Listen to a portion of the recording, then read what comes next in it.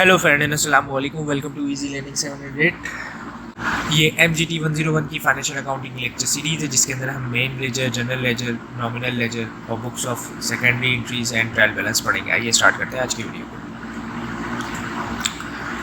अब हमें यानी कि मतलब ज़रूरत क्यों है इस चीज़ की कि why we need element of financial reporting, कि generality does not produce final balance of all heads. सही है, पहले तो ध्यान में रख ली, जितनी भी जनरलिटी पास होती है फाइनल नहीं होती। इसको लेजर यानी कि लेजर मेंटेन किया जाती है टू एक्सट्रैक्ट द बैलेंस। अब आपने जनरल यानी मतलब जनरलिटी पास करते गए अब लेजर बनना शुरू होगा। लेजर के अंदर सारी सेपरेशन होती है। सेपरेशन के बाद एक फाइनल बैलेंस जो मिलता है उसको हम एक्सट्रैक्ट करते हैं ट्रायल बैलेंस के लिए। ठीक है, main ledger in the book होता है, फिर उसके बाद के ledger account is summarise in the similar transaction of account in already recorded. ऐसी बात है, जो सिमिलर अकाउंट होते हैं यानी कि मतलब जैसे सैलरी आपने पे करी, फिर सैलरी पे करी, इस तरीके से रेंट पे करी, इस तरीके, तो वो सिमिलर ट्रांजेक्शन्स जो है वो सारी एक जगह record. Each ledger give balance at the end. ऐसी बात है, अब हर ट्रांजेक्शन को आप उठा के एक साथ नहीं करेंगे, अब आप उसका क्लोजिंग बैलेंस ले लेंगे। वो क्लोजिंग बैलेंस आप जाके ट्रायल बैलेंस में लिखते ही जाएंगे। ये नहीं होता कि सारे अकाउंट्स आप लिखते चले हैं। इसी तरीके से टी यानी कि मतलब इसका टी अकाउंट्स खिलाया जाता है। ठीक है, ये इस तरीके से फॉर्मेट और रनिंग बैलेंस यानी कि मतलब अगर ये इस तरीके से इसका फॉर्मेट होता है कि भाई पर्टिकुलर्स इज द रेफरेंस है, डेट है, इस तरीके से अब इसके अंदर रुपीज़ है कितने का है, और इस तरह के रनिंग बैलेंस जो है वो आपका यानी कि मतलब इस तरीके से इसके अंदर बैलेंस जो है वो आगे शो हो जाता है। अब पोस्टिंग जो है वो किस तरीके से, posting for journal ledger into the main, किस तरीके से प्रोसेस पिक करते हैं अमाउंट के from ledger and place into the debit और credit side of relevant ledger account is known as posting. यानी मतलब या तो वो डेबिट साइड पे जाएगा या फिर वो क्रेडिट साइड पे जाएगा, तो उसको आप पोस्टिंग कहते हैं। ऐसी बात है। अब एक एग्जांपल जो है वो आगे आ रही है, ये आ गई आपकी एग्जांपल। अब इसके अंदर क्या हो रहा है, ओनर्स इंट्रोड्यूस कर रहा है कैश कितना 25,000 रुपये इनटू द कैपिटल के अंदर। अब इसकी एंट्री क्या पड़ी, एंट्री तो आपने कैश डेबिट कर दिया, ये हम पहले सीख चुके हैं, कैपिटल क्रेडिट कर दिया 25,000 रुपये से, लेकिन अब इसकी एंट्री जो कैश अकाउंट में पड़ेगी वो अगेंस्ट में पड़ रही है, यानी मतलब कैश अकाउंट तो है। अब इसके अंदर आप लिखेंगे कैपिटल अकाउंट, यानी मतलब ये एंट्री कैपिटल अकाउंट के वजह से कैश में आई है। और ओनर्स इक्विटी के अंदर ओनर्स ने कैश इंट्रोड्यूस किया है, तो कैश अकाउंट की वजह से वो क्रेडिट साइड पे एंट्री आई है 25,000 रुपये की, इस तरीके से। अब इस तरीके से एक और एग्जांपल देख लेते हैं। एक और एग्जांपल क्या है कि आपने जो है वो ब्रॉड किया है कंप्यूटर 8,000 रुपये का, तो अब कैश में परचेज़ किया है, तो कैश अकाउंट में कंप्यूटर परचेज हुआ है 8,000 रुपये का। डेबिट एंट्री जो है वो क्रेडिट साइड पे लिखी जा रही है, क्योंकि उल्टा चल रहे होते हैं हम। ठीक है, तो इसी तरीके से आपकी जो कैश अमाउंट है यानी कैश अकाउंट जो है वो आपकी डेबिट साइड पे लिखा जा रहा है, लेकिन कैश अकाउंट के साथ यानी जैसे ही कैश के एवज आइए तो आपने 8,000 रुपये वहाँ पे लिख दिया।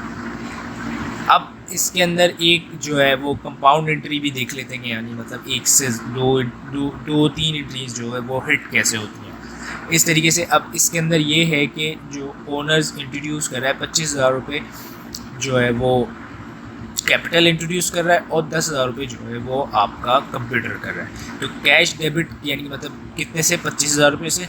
कंप्यूटर अकाउंट जो है वो यानी कि मतलब वो कितने से हो रहा है, 10,000 रुपये से। और टोटल कैपिटल जो है वो कितना है, 35,000 रुपये से। ठीक है, तो कैपिटल अकाउंट जो है वो 25,000 से डेबिट हो रहा है, कंप्यूटर अकाउंट जो है वो कितने से, 10,000 से डेबिट हो रहा है। और इसका जो ओनर्स इक्विटी है उसके अंदर दोनों अमाउंट आ रही हैं। दोनों अमाउंट अलग अलग लिखेंगे ताकि आइडिया रहे कि एंड में बैलेंस के भाई कि कब किसकी वजह से थी। अब एक 35 भी लिख सकते हैं, लेकिन अलग अलग लिखेंगे ताकि आपको आइडिया रहे कि हाँ यार ये कैश में आया था और ये कंप्यूटर इंट्रोड्यूस हुआ था, आसानी रहे। अब इसी तरीके से कि यानी मतलब इसके अंदर क्या है, इसके अंदर क्या है, sum of debit is equal to the credit, यानी मतलब जो डेबिट होगा वो क्रेडिट के बराबर होगा। Post reference in page number of journals होता है। पर्टिकुलर कॉलम जो होती है वो show reason for behind the debit और क्रेडिट, यानी मतलब रीज़न बताया जाता है कि इसके पीछे डेबिट और क्रेडिट ये क्यों हुआ है। ठीक है, अब एक एग्जाम्पल है, जर्नल ट्रांजेक्शन प्रिपेयर लेजर कितने के स्टार्ट बिजनेस की थी 2 लाख रुपये से इन बैंक, कैश कितने का 40,000 रुपये। ब्रॉड शॉप फिटिंग्स कितने की, 40,000 रुपये की। वैन्स कितने की ख़रीदी है आपने, 60,000 रुपये की, वो परचेज़ किससे की? चेक से। पेड रेंट हुआ है, इस तरीके से ब्रॉड गुड्स आपकी रीसेल्स हुई हैं और वेजेस पेड की गई हैं, इंश्योरेंस हुआ है, कैश सेल्स हुई हैं, ठीक है। अब पेड वेजेस असिस्टेंट हुई है, फिर पेड जॉर्डन एंड को कितना है कि चेक से पे किया गया और फिर उसने सामान रिटर्न भी कर दिया हमें। तो पूरा एक सवाल दिया, आइए इसको आहिस्ता आहिस्ता करके आगे चल के सॉल्व करते हैं। अब पहला क्या था, पहली एंट्री क्या थी आपकी, जो थी वो बिज़नेस स्टार्ट किया था, ठीक है, 2 लाख रुपए से उसने बैंक में डाले और कैश जो है वो 40,000 रुपये। तो डेबिट हो गया बैंक, डेबिट हो गया कैश, क्रेडिट हो गया आपका कैपिटल। इसी तरीके से फर्नीचर्स उसने ख़रीदे, फर्नीचर कितने का? 40,000 रुपये का ख़रीदा था फर्नीचर। वैन्स भी 60,000 रुपये की, 1 लाख रुपये आपका। और पेमेंट किससे की थी? इस तरीके से उसने पेमेंट आपको अल्लाह भला कर किससे की थी? चेक से की थी। इसी तरीके से रेंट है, रेंट आपने पे किया है, वो भी आपने चेक से पे किया है। इसी तरीके परचेज़ अकाउंट यानी मतलब जो आपका अपना जो परचेज़ हुई थी वो उसने क्रेडिट में की थी 50,000 रुपये की, और फिर उसके बाद जाके क्रेडिट जो है वो 50,000 रुपये से क्रेडिट हो गया। इस तरीके से कैश अकाउंट जो है वो 5,000 रुपये डेबिट हुआ, सेल्स क्रेडिट हुई, वेजेस आपने पे की, इंश्योरेंस ख़रीदा, इंश्योरेंस कितने का? इंश्योरेंस भी आपने बैंक से ख़रीदा, यानी कि मतलब बैंक, तो इंश्योरेंस जो है वो डेबिट हो गया और बैंक जो है वो क्रेडिट हो गया। इस तरीके से कैश अकाउंट सेल्स हुई है, वो भी 8,000 रुपये की जो सेल्स हुई है वो।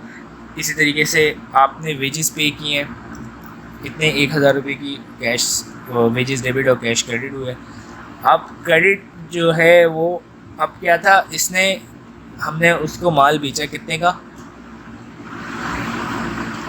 हमने माल बेचा था टोटल 36,000 रुपये का, लेकिन अब इसने क्या किया कि पेड जॉन एंड को, हमने हमने माल नहीं बेचा, उसने माल बेचा। अब इसके अंदर क्या हो रहा है कि हम जो है वो क्रेडिटर को पेमेंट कर रहे हैं। पेमेंट कितने की कर रहे हैं? 36,000 रुपये 36,000 रुपये किस तरह पेमेंट कर रहे हैं? पेमेंट 36,000 रुपये की नहीं कर रहे हैं, हम तो उसको 30,000 रुपये दे रहे हैं। बाकी जो हमारा सामान बच गया है वो हम उसको रिटर्न कर रहे हैं कि भाई ये ले जाओ, 6,000 रुपये का सामान है, से 30,000 रुपये की हम उसको पेमेंट कर रहे हैं। तो लेकिन क्रेडिटर्स जो पूरा जो एंट्री पड़ेगी वो क्रेडिटर से पूरी निकलेगी। 36,000 रुपये डेबिट होगा, बैंक भी 36,000 रुपये डेबिट होगा और बैंक जो है वो क्रेडिट होगा। और परचेज़ रिटर्न जो है जैसे होता है, हमने माल दे दिया उसको वापस कर दिया तो वो 6,000 रुपये से हो जाएगा। इस तरीके से परचेज़ अकाउंट यानी कि मतलब हमने जो है वो परचेज़ की गुड्स रीसेल के लिए उधार पे, यानी मतलब हमने ख़रीदी तो purchase account debit, credit done hello को यानी किया है, और फिर कैश सेल्स हुई है, वेजेस हुई हैं। और स्टेशनरी हमने परचेज़ की, कैश पे परचेज़ किए, अकाउंट्स यानी सेल्स किए वो भी, और फिर उसके बाद जाके डन हेल से ही हमने जो है मतलब यानी कि उसको पेमेंट करी है, तो बैंक क्रेडिट हो गया और हमारा जो क्रेडिटर्स अकाउंट है वो डेबिट हो गया। और वेजेस हमने पेड किए हैं वो भी कैश में पे गए, और अकाउंट्स यानी ये जो आपका डिपॉजिट हमने बैंक में किया है 20,000 रुपये से। तो ये हो गया बैंक डेबिट और कैश क्रेडिट। अब है कंट्रोल्स अकाउंट। कंट्रोल अकाउंट जो है उसके अंदर मतलब ओरिजिनल अकाउंट बनते हैं परचेज कंट्रोल अकाउंट किसमें होता है? परचेज रिटर्न, और मेन हेड जो होता है वो एक्सपेंस होता है। इस तरीके से सेल्स है, सेल्स रिटर्न इनकम होती है। कैपिटल जो है ड्राइंग है उसके अंदर वो होता है अपना ओनर्स इक्विटी और फिक्स सिस्टम। इसके अंदर आप एक चीज़ ध्यान में रखें, कंट्रोल अकाउंट के अंदर balance of control account is always opposite to the original account. मतलब जो बैलेंस होगा वो उसका हमेशा उल्टा साइड पे लिखा है। मतलब अगर डेबिट हो रहा है तो क्रेडिट करेंगे, क्रेडिट हो रहा है तो डेबिट करेंगे। Balance appear in the credit side of is that debit balance होगा। वही बात कि अगर डेबिट साइड पे हो रहा है तो क्रेडिट बैलेंस होगा। Balance reflect to the nature of accounting head in term of debit और क्रेडिट। ठीक है, अब बात कर लेते हैं ट्रायल बैलेंस की। ट्रायल बैलेंस क्या है? Is mainly a list of balance exit from the ledger containing final balance of each ledger. यानी कि जितने भी आपने जर्नल एंट्री करी, फिर उसके आगे लेजर बनाया, कंट्रोल अकाउंट बनाया, सब कुछ होने के बाद आपका अब फाइनल बैलेंस निकल के आता है हर एक हेड का, तो वो जो है वो ट्रायल बैलेंस में रिफ्लेक्ट होता है। ट्रायल बैलेंस क्या होता है? All account had having debit balance in list in left hand, और क्रेडिट जो है वो आपके जो होता है क्रेडिट के राइट साइड पे जो है वो क्रेडिट साइड। ये इसका एक फॉर्मेट है कि भाई बैंक का फाइनल बैलेंस जो है वो 70,500 है, कैश का फाइनल बैलेंस जो है 50,500 है, कैपिटल इंट्रोड्यूस जो है वो आपका 2,40,000 है। अच्छा, ये जो ट्रायल बैलेंस होता है ना, ये इसको ट्रायल बैलेंस कहते हैं इसलिए क्योंकि इसकी डेबिट साइड और क्रेडिट साइड हमेशा बैलेंस रहती है, इसके अंदर कोई यानी मतलब ऊंच नीच नहीं होती, ठीक है। ये इस तरीके का एक फॉर्मेट होता है, इस तरीके से इसके अंदर परचेजेज है, सेल्स है, और क्रेडिट पे परचेज है, और वेजेस है, इंश्योरेंस है, परचेज रिटर्न्स है, और क्रेडिट है, स्टेशनरी अकाउंट है, इस तरीके से ये है। अब इसके अंदर क्या है कि trial balance is neither a book of account nor it is a financial statement, यानी ये बुक ऑफ अकाउंट भी नहीं है, ये फाइनेंशियल स्टेटमेंट। ट्रायल बैलेंस इसलिए बनाया जाता है कि अर्थमेटिक एक्यूरेसी को चेक किया जा सके कि भाई ये बैलेंस हो रहा है नहीं हो रहा। फाइनेंशियल स्टेटमेंट तो बाद में बनेगा, ट्रायल बैलेंस की मदद से ही फाइनेंशियल स्टेटमेंट बनते हैं, वो तो बात की बात है। इसकी अर्थमेटिक एक्यूरेसी पता चल जाती है कि भाई हाँ भाई हमसे कोई फला जगह गलती तो नहीं हुई है, बैलेंसिंग करने में हो जाता है अक्सर, कभी कभार बंदा गलती कर जाता है, तो वो गलती तो नहीं हुई है। इसी तरीके से sum of debit is equal to the credit, यानी मतलब डेबिट जो है वो क्रेडिट के बराबर ही है कि नहीं। अब इसमें क्या है मैकेनिज्म जो है पोस्टिंग का, किसका? Subdivision ledger into the relevant ledger account somewhere different from the posting process discuss किया जा रहा है।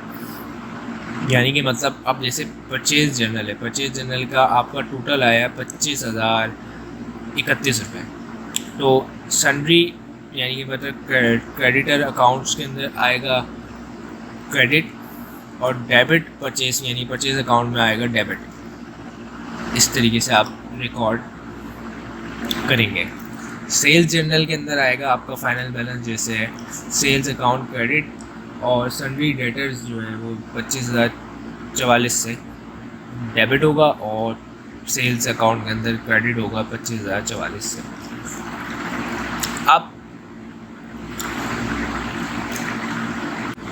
अब क्या है कि cash book is consider as a ledger account for cash.